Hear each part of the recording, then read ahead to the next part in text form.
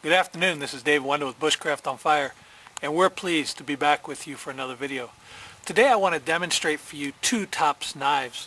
The first is a knife that a friend of mine, Joe Flowers, made, and it's called the Shango.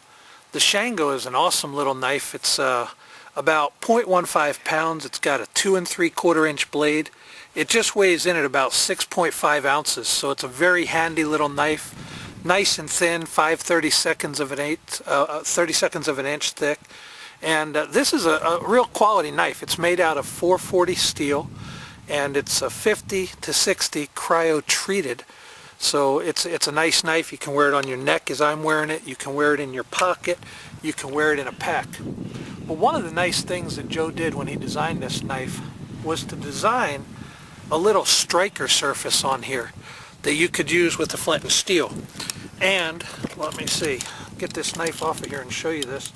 Tops actually put in this knife, it's a whole package, a neck lanyard along with the whistle.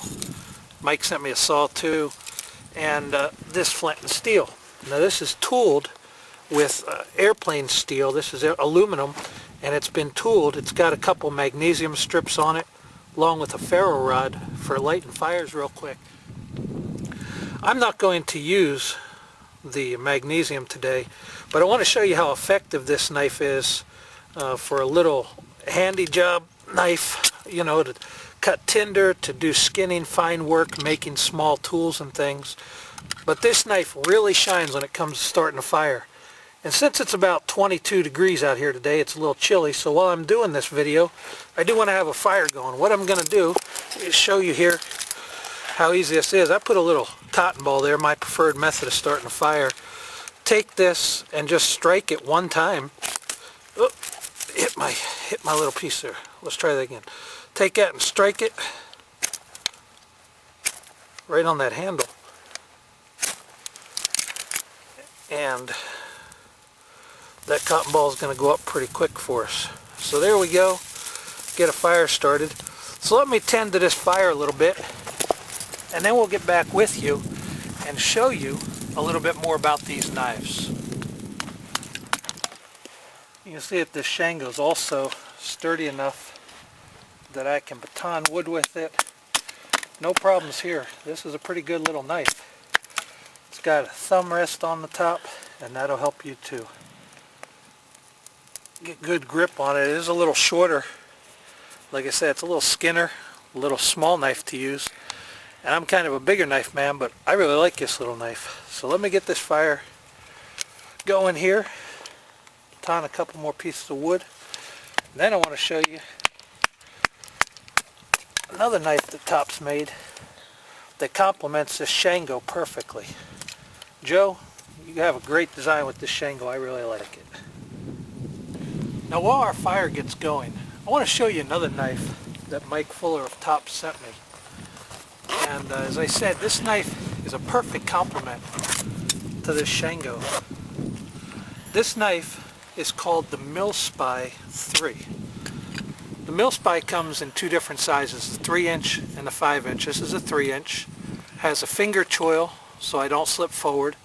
Also has the thumb choil on top so I can get a good grip. So this knife has a lot of capabilities, and I've had some questions about how to make different traps. I know that in a primitive Into the Bush series, Almost Naked Into the Bush series, we showed how to make the figure 4 deadfall, but I never showed how to carve one. So I want to take the opportunity with this Mil-Spie3 to show you, number one, the effectiveness of this knife and how to carve out that figure 4 trap while I'm doing it.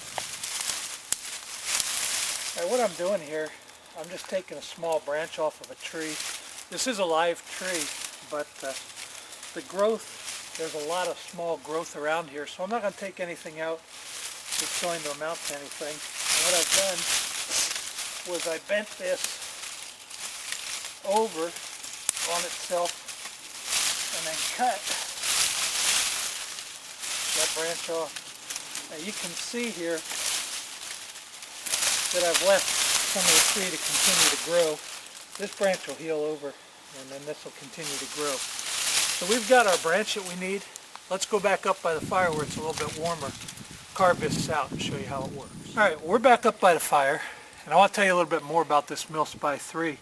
Now if Tam can zoom in there, this knife was actually designed by the DoD, the Department of Defense, and it's a military special projects individual equipment is what Mil-Spie means. Everybody knows the military loves acronyms. This knife is a very low profile carry. Get the sheath out of here, show you. You can carry this very low profile. You can actually detach this clip if you want to and carry it in your boot. You can carry it as a neck knife, although it's probably bordering on long for a neck knife, but it's still doable. And you can also carry it on your pack, across your back, as I said. And it was designed for military use. They wanted a knife that was strong, but that was small, that they could use in special operations. And this is what they came up with.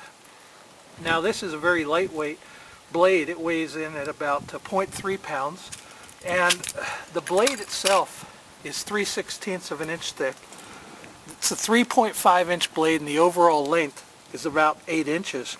This is a 1095 carbon steel, and it's treated with the black that Tops is famous for putting on their knives to keep it and protect it. And it's been heated at a 58 to 60 RC heat treatment. Now, as I said before, these micarta scales are removable. So again, this is a great little knife. Got good specs and is quality put out by Tops, but let's see how it performs. Now, one of the easiest ways to go through wood when you're out in the bush, if you need to go through something real fast, is to go ahead and baton it. And this is about, I guess 1/2 inch thick wood. So what I'm going to do is I'm just going to put this on my block here. I'm going to baton through here. Get a couple nice little edges. We'll save that wood for the fire. Now, in order to make my trap, what I'm going to need to do is I'm going to need to have 3 pieces of wood. This is going to be the bottom piece, so let me baton that off a little flat there. And I'm going to make that about 8 inches long. Put my knife right here and baton through there again. Then I'm going to need a second piece that's also about 8 inches long. And I'll go ahead and baton through there. What we have is the basis of our figure 4. This piece is going to be here. This piece is going to be here. And what we need to do is to begin to carve this out. So the first thing we want to do is to put a notch in this piece and a point on this. This is where this Mil-Spie really shines. Easy carving, very easy to handle. As I said, it's got a thumb tool. I tend to have a power grip on my knives. But I go about halfway through, turn that over, and make just a chisel point on the end of this stick. You can see that chisel point there. What I want to do is to have that relatively flat, so I'll just go ahead and take that off. Good enough. So we've got our chisel point. Now this piece is going to fit in here something like this. So what I want to do is to mark that spot, and I'm going to make a cut in here. What I want to do first is to just roll and press with my knife, and then I'm going to cut out part of this so that this will eventually sit right there. So let me go ahead and cut this out, and we'll be right back with you.